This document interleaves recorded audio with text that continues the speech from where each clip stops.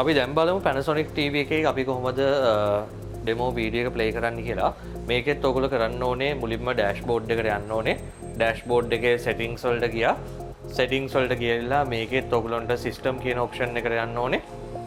system එකට ගියාට පස්සේ ඔයගොල්ලන්ට බලා ගන්න පුළුවන් මෙතන දීලා තියෙනවා shop mode කියලා option එකක්.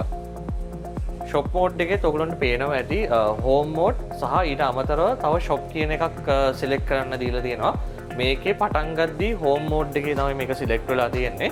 අපි inbuilt videos ටික එහෙම නැත්නම් demo videos ටික play කරනවා නම් මේකේ shop mode එකට අපි මේක මාරු කරගන්න ඕනේ. හරි. දැන් අපි මේක shop mode එකට මාරු කරගෙන තියෙන්නේ. අපිට මේකේ තියෙන videos ටික play කරගන්න ඕන නම් ඕගොල්ලෝ මේක HDMI 1 එකට මාරු කරන්න ඕනේ. මෙතන inputs වලට ගියාට පස්සේ ඔයගොල්ලන්ට බලා ගන්න පුළුවන් HDMI 1 එක මෙතන දීලා තියෙනවා. මෙන්න මේක select කරන්න.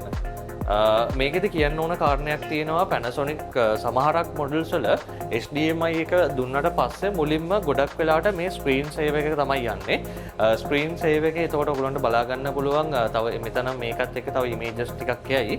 ඒ images අවසානයේදී තමයි ගොඩක් වෙලාවට වීඩියෝ එක play වෙන්නේ. ඒක වීඩියෝ එක play වෙන්න සාමාන්‍යයෙන් තප්පර 30ක් 40ක් වගේ අතර කාලයක් ගත වෙන්න පුළුවන්.